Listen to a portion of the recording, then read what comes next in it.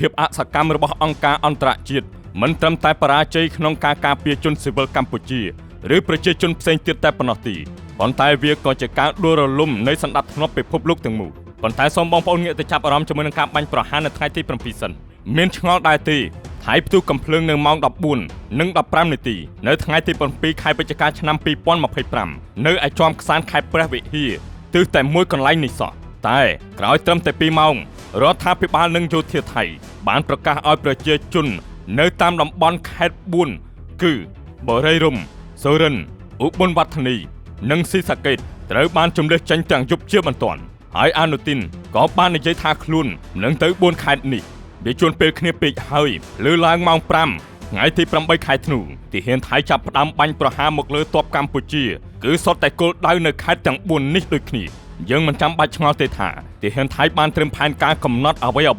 រួចជាស្រេចទៅហើយនៅក្នុងការវាយប្រហារមកលើកម្ពុជាជាលើកទី2នេះដែលលេងឈុតធំមានតាំងពីកំភ្លើងធំត្បាល់រត់ក្រោះកំភ្លើងធំ F16 ទៅលើប្រាសាទខ្នាប្រាសាទតាក្របីប្រាសាទតាមាន់អានសេះប្រាសាទព្រះវិហារភ្នំខ្មោចចំការជែកនេះគឺជាការចិញ្ចឹមចិត្តដោយដែលយើងធ្លាប់គិតមិនខុសនោះទេហើយរហូតមកដល់យប់ថ្ងៃទី12ខែធ្នូឆ្នាំ2025លោកដូណាល់ត្រាំក៏បានខលតាមរយៈទូរស័ព្ទទៅភាគីកម្ពុជានិងភាគីថៃគឺបានឯកភាពគ្នារាល់ការឈប់បាញ់នៅល្ងាចថ្ងៃទី12ខែធ្នូម៉ោងនៅសហរដ្ឋអាមេរិកដែលត្រូវនឹងព្រឹកថ្ងៃទី13ខែធ្នូម៉ោងនៅកម្ពុជាប៉ុន្តែខាងភាគីថៃវិញបែរជាមិនស្ដាប់នោះទេហើយថែមទាំងនៅព្រឹកថ្ងៃទី13នៅតែបន្តបាញ់ប្រហារមកលើកម្ពុជានៅឯខាងកោះកុងបន្តទៀតហើយរហូតមកដល់ពេលនេះខាងសៀមក៏នៅតែបន្តបាញ់គ្រាប់ផ្លោងនិងប្រើយន្តហោះ F16 ឈ្លានពានមកលើកម្ពុជាដដែលហើយភាពអសកម្មរបស់អង្គការអន្តរជាតិមិនត្រឹមតែបរាជ័យក្នុងការការពារជនស៊ីវិលកម្ពុជាឬប្រជាជនផ្សេងទៀតតែប៉ុណ្ណោះទេប៉ុន្តែវាក៏ជាការដួលរលំនៃសន្តិភាពពិភពលោកទាំងមូលសេណារីយ៉ូនៃការឈ្លានពានលើអធិបតេយ្យភាពកម្ពុជាដោយប្រទេសថៃដែលមានការបាញ់ប្រហារលើជនស៊ីវិលនិងបំផ្លិចបំផ្លាញរចនាសម្ព័ន្ធរបស់កម្ពុជាបង្ហាញពីការគំរាមកំហែងយ៉ាងធ្ងន់ធ្ងរដល់សន្តិភាពពិភពលោកទោះបីជាមានការប្តឹងទៅកាន់ស្ថាប័នអន្តរជាតិធំៗដូចជាអង្គការសហប្រជាជាតិ UN អង្គការសិទ្ធិមនុស្សឬតុលាការយុត្តិធម៌អន្តរជាតិ ICJ UNSC ក៏ដោយប្រសិនបើគ្មានប្រទេសណាមួយធ្វើអន្តរាគមន៍ឬដាក់វិធានការជាបន្ទាន់នោះទេវានឹងផ្ដល់នូវផលវិបាកជាច្រើនភាពអសកម្មរបស់សហគមន៍អន្តរជាតិទៅលើការបំពេញដ៏ធ្ងន់ធ្ងរនៃច្បាប់អន្តរជាតិនឹងធ្វើឲ្យបាត់បង់នូវភាពគួរឲ្យទុកចិត្តរបស់ប្រព័ន្ធរួមដែលត្រូវបានបង្កើតឡើងក្រោយសង្គ្រាមលោកលើកទី2គោលការណ៍គ្រឹះនៃអធិបតេយ្យភាពស្មើគ្នានិងការហាមឃាត់ប្រើប្រាស់កម្លាំងនឹងคล้ายទៅជាទទេស្អាតហើយគោលការណ៍ដែលលេចឡើងវិញ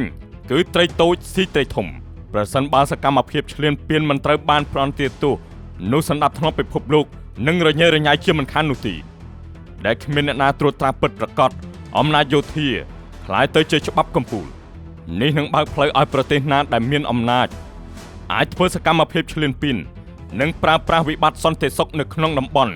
និងសកលបានការមិនអើពើទៅលើចំនួនព្រំដែនឬការរំលោភសិទ្ធិមនុស្សរបស់ប្រទេសថៃមកលើកម្ពុជានឹងបង្កើននូវភាពតានតឹងនៅក្នុងតំបន់និងបង្កើតនូវហានិភ័យ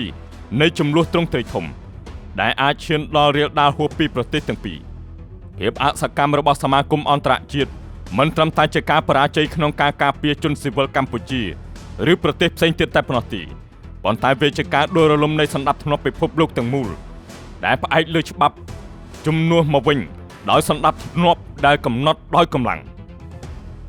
មុខមាត់ថៃនៅលើឆាកពិភពលោកបន្ទាប់ពីធ្វើការវាយប្រហារមកលើកម្ពុជាកាសែត The 101 World ចេញផ្សាយនៅថ្ងៃទី8ខែធ្នូបានចេញផ្សាយថាសង្កត់ធ្ងន់ទៅលើចំណងជើងរបស់កាសែតបរទេសដែលនិយាយអំពីការវាយប្រហារតាមអាកាសរបស់យោធាថៃមកលើកម្ពុជាក្នុងចំណុចនេះអ្នកអង្កេតការពិភពលោកមើលឃើញយ៉ាងច្បាស់ថាការប្រើយន្តហោះយោធាវាយប្រហារមកលើប្រទេសមួយគឺជាវិធានការហិង្សាដ៏ធ្ងន់ធ្ងរនៅលើរដ្ឋមួយកាសែតអន្តរជាតិបានឆ្លើយតបយ៉ាងខ្លាំងចំពោះចំនួនថៃកម្ពុជាបន្ទាប់ពីថៃបានប្រើយន្តហោះ F16 វាយប្រហារចូលទឹកដីកម្ពុជាសារព័ត៌មានថៃខ្លះបានលើកយកប្រៀបធៀបលេងសើចឬពាក្យពេចន៍ឌឺដងថាយោធាថៃឲ្យសុទ្ធពងមាន់ពងទាដល់កម្ពុជាទាំងព្រឹកនេះបានន័យថា យោធាថៃឲ្យគ្រាប់ F-16 ដល់កម្ពុជាទាំងព្រឹកដែលនេះគឺចង់ប្រៀបធៀបជាមួយនឹងសារព័ត៌មានអន្តរជាតិដែលមានវិជ្ជាជីវៈគេមិនយកអាជីពដ៏ល្អនេះទៅនិយាយលេងសើចពីព្រោះវាជារឿងអន្តរាយនៃរដ្ឋមួយនិងមនុស្សជាតិការវាយប្រហារនេះអាចបង្ហាញពីការបរាជ័យនៃសេចក្តីថ្លែងការណ៍សន្តិភាពរួមរវាងថៃនិងកម្ពុជាដែលត្រាំនឹងលោកអាន់វ៉ាអ៊ីប្រាហ៊ីមជាសាក្សីហើយនីគីអេស៊ីបានសរសេរថាការវាយប្រហារកើតឡើងបន្ទាប់ពីការញុះញង់ជាច្រើនថ្ងៃពីភាគីថៃគណៈកម្ពុជាអះអាងថាអត់ធ្មត់មិនបានតបតហើយបានអំពាវនាវឲ្យអ្នកអង្កេតការអាស៊ានចូលស៊ើបអង្កេត BBC ក៏បានបញ្ជាក់ដែរថៃបានចាប់ផ្ដើមវាយប្រហារតាមអាកាសមកលើកម្ពុជាមុនហើយធ្វើឲ្យប្រជាពលរដ្ឋស្លូតត្រង់រាប់ពាន់នាក់ត្រូវភៀសខ្លួនហើយនៅពេលថៃប្រើ F-16 បំផ្លាញបេតិកភណ្ឌប្រាសាទព្រះវិហារនិងប្រាសាទតាក្របីរបស់មនុស្សជាតិក្រសួងវប្បធម៌និងវិចិត្រសិល្បៈកម្ពុជាក៏បានជូនដំណឹងយ៉ាងសោកសៅនេះអំពីការបំផ្លិចបំផ្លាញដោយយោធាថៃទៅលើប្រាសាទព្រះវិហារចំនួន2ដងនិងប្រាសាទតាក្របីនេះវាមិនត្រឹមតែប៉ះពាល់ដល់មរតកវប្បធម៌របស់ខ្មែរតែមួយនោះទេតែវាជារបស់មនុស្សជាតិទាំងមូលការបាញ់បំផ្លាញប្រាសាទបុរាណទាំងនេះត្រូវបានការពារដោយអនុសញ្ញាអន្តរជាតិឆ្នាំ1954ការបាញ់បំផ្លាញដោយគ្រាប់រំសេវឬអាវុធណាមួយទៅលើបេតិកភណ្ឌគឺជាសកម្មភាពគ្មានសីលធម៌និងបំពានច្បាប់អន្តរជាតិអ្វីដែលគួរឲ្យរន្ធត់និងសោកសង្រេងរបស់ពលរដ្ឋកម្ពុជានិងពិភពលោកគឺជាការនៅស្ងៀមរបស់អន្តរជាតិពិសេសគឺ UNESCO ដែលជាអាណាព្យាបាលលើទ្រព្យសម្បត្តិវប្បធម៌ពិភពលោកដែលមាន193ប្រទេសធ្វើកិច្ចអន្តរាគមន៍បន្ទាន់បេតិកភណ្ឌមិនអាចរងចាំការកណនាខាងការទូតយូរបានទេវាគឺជាការការពារតាមទំនួលខុសត្រូវសកលប្រាសាទព្រះវិហាររបស់ខ្មែរគឺជាមរតកពិភពលោកប្រាសាទតាក្របីគឺជាបេតិកភណ្ឌជាតិនិងជាស្នាដៃអរិយធម៌រួមចំណែកបង្កើតនៅអត្តសញ្ញាណខ្មែរនិងក្នុងតំបន់អាស៊ីអាគ្នេយ៍រួមទាំងពិភពលោកហើយតាមច្បាប់អន្តរជាតិថៃត្រូវសងកម្ពុជានៅការខូចខាតក្នុងរយៈពេលរំលោភឈ្លានពានគឺជាកាតព្វកិច្ចសំណងរបស់ប្រទេសឈ្លានពានអំពើឈ្លានពានរំលោភអធិបតេយ្យភាពការប្រើប្រាស់កម្លាំងយោធាអាវុធទំនើបបំផ្លិចបំផ្លាញហេដ្ឋារចនាសម្ព័ន្ធជីវិតជនស៊ីវិលកុមារដ៏ឃោរឃៅរបស់ប្រទេសថៃមកលើកម្ពុជាបើតាមច្បាប់អន្តរជាតិថៃត្រូវតែសងកម្ពុជានៅការខូចខាតដែលថៃបានធ្វើការឈ្លានពានមកលើកម្ពុជាដូចខាងក្រោម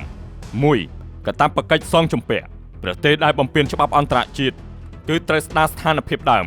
ដីអគារនិងសំណង់នានាបង់ប្រាក់សម្រាប់ការខូចខាត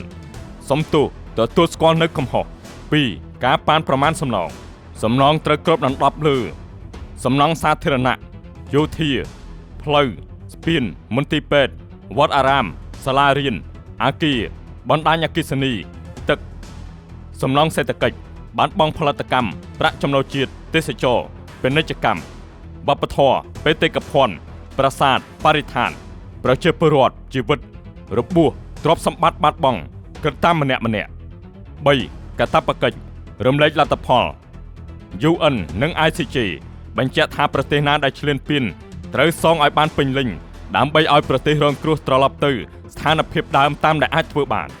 4. តុលាការអន្តរជាតិអាចបង្ខំឲ្យសងប្រទេសរងគ្រោះអាចប្តឹងទៅតុលាការអាជ្ញាកណ្ដាលយន្តការក្រោមកិច្ចសន្តិភាពតុលាការអាចបញ្ជាបង់សំណងឬបង្កើនមូលធនស្ដារឡើងវិញ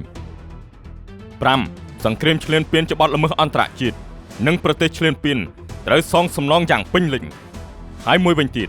នៅពេលដែលថៃបើកការវាយប្រហារយ៉ាងពេញទំហឹងនៅគ្រប់ច្រកតាមបណ្ដាព្រំដែនដោយមិនខ្វល់ពីសម្ពាធអន្តរជាតិឬការដាក់ទណ្ឌកម្មសេដ្ឋកិច្ចពីសហរដ្ឋអាមេរិកគឺជាសេណារីយ៉ូមួយដែលអ្នកវិភាគយោធាហៅថាការលេងល្បែងប្រថុយប្រឋានចុងក្រោយ 1. ហើយអ្វីបានជាថៃមិនខ្លាចអន្តរជាតិនៅក្នុងប្រវត្តិសាស្ត្រសង្គ្រាមពេលដែលប្រទេសមួយហ៊ានប្រឆាំងនឹងពិភពលោកបែបនេះគឺតែងតែមានមូលហេតុធំចំនួន3វិបត្តិនយោបាយផ្ទៃក្នុងធ្ងន់ធ្ងរមេដឹកនាំឬយោធាថៃអាចនឹងកំពុងប្រឈមមុខនឹងការដួលរលំអំណាចនៅក្នុងប្រទេសរបស់ខ្លួនឯងដូច្នេះពួកគេត្រូវបង្កើតសត្រូវរួមនៅក្រៅប្រទេសគឺកម្ពុជាដើម្បីបង្វែរចំណាប់អារម្មណ៍ពលរដ្ឋរបស់ខ្លួនឲ្យមកគាំទ្រកងទ័ពវិញយុទ្ធសាស្ត្រវាយរន្ទះពួកគេអាចនឹងគិតថាការវាយសម្រុកចូលគ្រប់ច្រកក្នុងពេលតែមួយនឹងធ្វើឲ្យកម្ពុជាដួលរលំឬចោះចាញ់ក្នុងពេលដ៏ខ្លីមុនពេលអន្តរជាតិឬអាមេរិកលូកដៃទាន់ ពួកគេសុខចិត្តទទួលទណ្ឌកម្មក្រោយពេលឈ្នះជាជាងខ្លាចទណ្ឌកម្មមុនពេលច្បាំងការភ័ន្តច្រឡំថាមានក្នុងបង្អែកពួកគេអាចនឹងជឿជាក់ខុសថាមានមហាអំណាចមួយនៅពីក្រោយខ្នងដែលនឹងជួយការពារពួកគេនៅក្នុងក្រុមប្រឹក្សាសន្តិសុខទោះបីជាការពិតមិនដូច្នេះក៏ដោយ 2. ចំណុចខ្សោយយុទ្ធសាស្ត្រមិនខ្លាចអាមេរិកទោះបីជាពួកគេបង្ហាញថាហាក់ដូចជាមិនខ្លាចសហរដ្ឋអាមេរិកនៅពេលនេះប៉ុន្តែនេះគឺជាការសម្លាប់ខ្លួនឯងខាងយោធាក្នុងរយៈពេលមធ្យមបញ្ហាគ្រឿងបន្លាស់ F-16 Gripen យន្តហោះ F-16 គឺជាបច្ចេកវិទ្យាអាមេរិកប្រសិនបើថៃផ្កើនឹងអាមេរិកនឹងផ្ដាច់ការផ្គត់ផ្គង់គ្រឿងបន្លាស់និងប្រព័ន្ធសូហ្វែរភ្លាមៗហើយយន្តហោះទាំងនោះនឹងមិនអាចហោះហើរបានយូរនោះទេអាចត្រឹមតែ1ទៅ2សប្តាហ៍វានឹងក្លាយទៅជាដែកអេតចៃគ្មានគ្រឿងជួសជុលគ្រាប់រំសេវសង្គ្រាមសម័យទំនើបប្រើប្រាស់គ្រាប់រំសេវលឿនណាស់ប្រសិនបើត្រូវបានហុំព័ទ្ធដោយសេដ្ឋកិច្ចថៃនឹងខ្វះប្រេងនិងគ្រាប់រំសេវសម្រាប់បន្តសង្គ្រាមនៅពេលវែងប៉ុន្តែរហូតមកដល់ពេលនេះថៃនៅតែអាចប្រើយន្តហោះ F-16 ទម្លាក់គ្រាប់មកលើកម្ពុជាបានដដែល